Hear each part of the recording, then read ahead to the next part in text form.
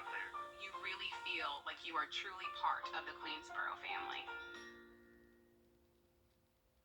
Let me tell you what happened to me. My family and I were hurt in a car wreck. That's when I decided to call George Sink Injury Lawyers. My law firm will come to you and get started right away. Just call all nines. Helping injured people is what they do. It's all they do. Call all nines.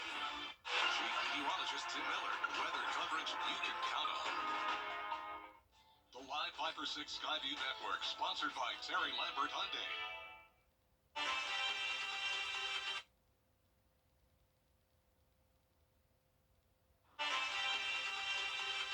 Get ready for a chance of some sunshine tomorrow and a chance of storms on Sunday. A full look at your forecast for the weekend straight ahead. Right now on News Channel 6 at 4, the latest on a large tanker truck fire that slowed traffic on I-20 in Aiken County this morning. We'll have an update as cleanup continues. Plus, an update on a bill in South Carolina that would make it easier for some people to get a teaching degree coming up. And we'll take you to a new food and culture festival happening right now in Aiken. It's the first of its kind event here. We'll show you as your news starts right now. From Television Park, this is WJBF News Channel 6 at 4.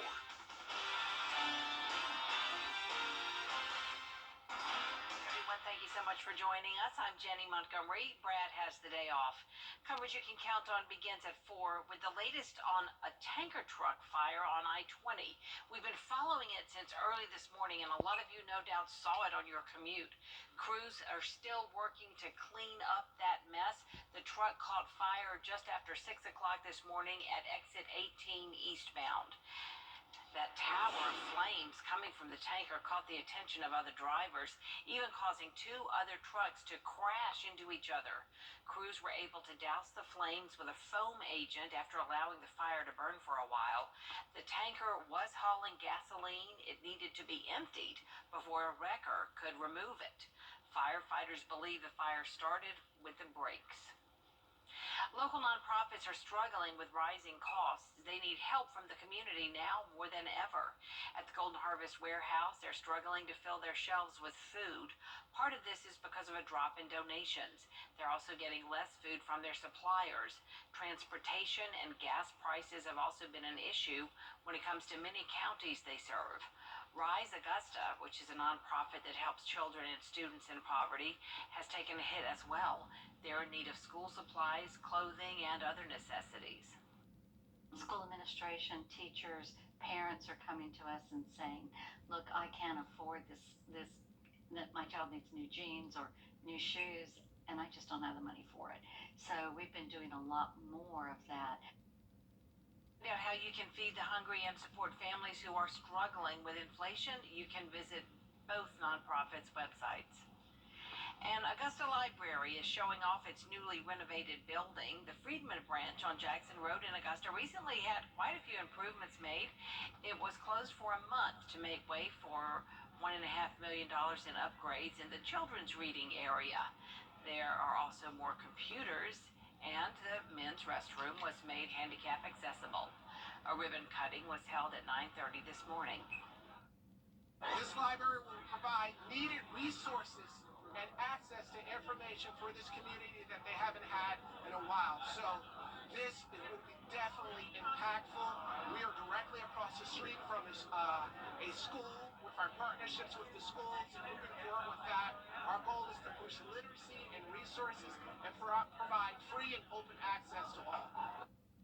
The library is now open. The hours vary every day, but we have them on our website, wjbf.com. Time now for a first check of the forecast, and for that, we turn to Chief Meteorologist Tim Miller. Tim, you are tracking some showers. Yeah, we are. Sure are, Jenny. Possible now for Sunday, Jenny. We'll dive into all of that coming up in just a few minutes. Tim, thank you so much. A former Richmond County Schools parapro charged with child molestation is facing new charges tonight. 25-year-old Kari Rollins was charged with tickling and licking a 7-year-old boy's feet at Urban Air Adventure Park in Augusta back in January. He had been employed as a paraprofessional at Glen Hills Middle School. Now, a new indictment accuses Rollins of molesting 3 other children. All of those incidents are alleged to have occurred between the time Rollins started at the school school in August of 22, and the time he was accused of the incident at Urban Air. Legislation that would reward prior work experience to eligible educators in South Carolina is moving forward. I'm Jason Raven. A new festival is coming to Edgefield County tomorrow. Arts with a Heart is a new monthly market that supports artisans and nonprofits. It features vendors who make their own products. All vendor fees will be donated to a nonprofit that is based in or serves Edgefield County. The event also welcomes back craft fairs to the area. It was really just born out of necessity. I've been doing markets since 2010, and in that time I've seen a decline in the amount of craft fairs and markets where you can go to. There's a lot of great crafters here in our county and our local area, and they really have no place to go to showcase their talents. Well, this month, money raised will go toward Hope for Hooves. The event is tomorrow from 10 a.m. until 2 p.m. at the Edgefield Town Square. The South Carolina Food and Culture Festival officially gets underway in Aiken today. The three-day event celebrates various cultures of South Carolina. News Channel 6 Aiken Bureau Chief Sean Cabbage-Stock is there for us tonight. And Sean, looks like a lot of fun. Hey Jenny, it's a lot of fun in the rain indeed. So this festival is the first of its kind here in Aiken. There's food, music, and of course food trucks.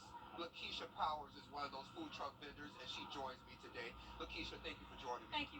Glad to be here. And it is raining, so thank you for kind of bearing with us today. So tell us a little bit about your food truck. Well, the name of the company is called the Walk Lobster. So we do a Southern Asian fusion food truck. So we're out of Alabama. We kind of do Southern foods with Asian, Chinese, and Japanese foods. Yeah, so this event is the first one here. So why did y'all want to come out here and show us what Louisiana has to offer? Right. So we met Trish and her husband.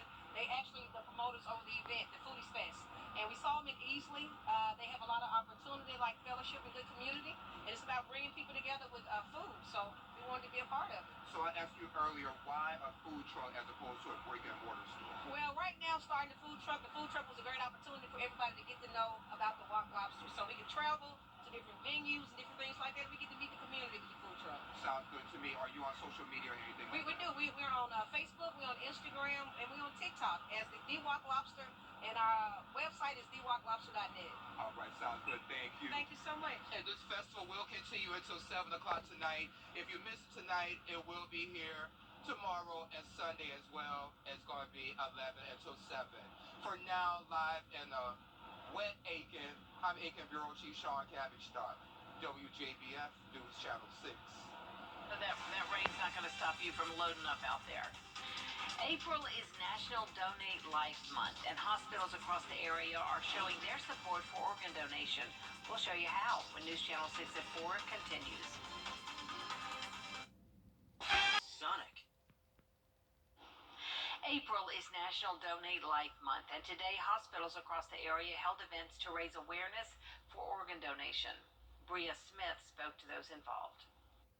Though April is a reminder to donate organs, the chance to do so and save somebody's life is there 365 days out of the year, and local and national medical centers are here to share that importance.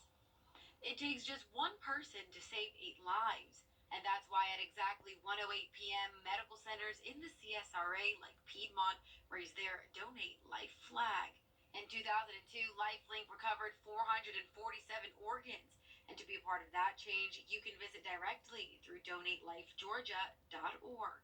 This is a time for us to show recognition for the folks who have donated the gift of life for people who have been waiting on a waiting list for organs. And we're also wanting to celebrate those folks who have made that choice to do that and encourage other people to register to be organ donors. 3,200 people in the state of Georgia are on that national wait list. And if you'd like to donate to give someone a second chance at life, visit the site on your screen at www.donatelife.net. In Augusta, Bria Smith, WJBF, News Channel 6. A North Carolina man has his wife to thank for a new lease on life. John Lee has the story of how their love knows no bounds. Let's hold that one. As an accountant, Alan Greer is a professional problem solver. I'm an analytical person. He's the corporate insurance director for Truist Bank uptown. Say yes, no, pretty quickly, and bring it down into something we could absorb. But for years, outside of work, he's faced a problem he couldn't solve by himself. Oh. So he leaned on a fellow CPA. We kind of think on the same wavelength. His wife, Amanda. They began dating as students at Carolina. We met in a tax class, a very romantic story. Years after vowing to be there for each other in sickness and in health, they hit hard times. Anybody who looked at him could see that he was sick. So that was difficult. My face was very gaunt. In 2008, Alan was diagnosed with a chronic liver disease that affects the organ's bile ducts. When your liver is damaged, it can't use the food you're eating. By last year, Alan was in dire need of a liver transplant. His weight and quality of life had dropped dramatically. So we used social media and reached out to a broad audience to try to find a willing donor. It's hard to find a match, and it's a big ask for a stranger or somebody that's just an acquaintance to do that for somebody. And I told him I wanted to be evaluated. Doctors at University of Pittsburgh Medical Center determined she was a match to give her husband a lifeline. I felt like it was something that I needed to do and I wanted to do. It's a second chance. This animation gives you an idea of the living liver transplant procedure. And they took the right lobe of my liver, which was about 60%. Amanda encourages more folks to become living donors. Your liver will regenerate, as mine has, and then will grow to full size in the recipient as well. So we kind of want to get that word out that it's possible and it's life-changing and brings hope. Her liver is at full function just 4 months after the procedure. You owe her big time now. Before this, and much more so after this, yes. I have my husband back, so he was so ill in the months preceding that. He wouldn't have survived without a transplant. Alan's appetite for life and food is back. The Greers often crave fajitas. It didn't take long until I was open to eat anything. Started a cup of water. He's regained 50 pounds and counting. Hopefully it don't go in there. And the impact of their fresh start is even more than these CPAs could have ever accounted for. They look forward to more quality time with family. She saved my life. Don't go away. Chief Meteorologist Tim Miller has a look at your full forecast next.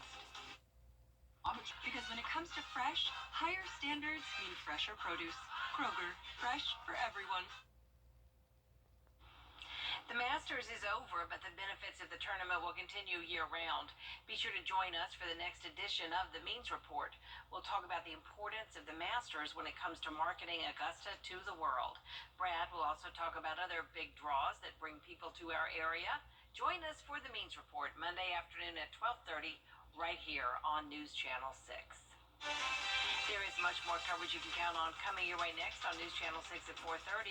Dee Griffin has a closer look at some big stories making headlines, including new information on that Pentagon intelligence leak. That and more after the break.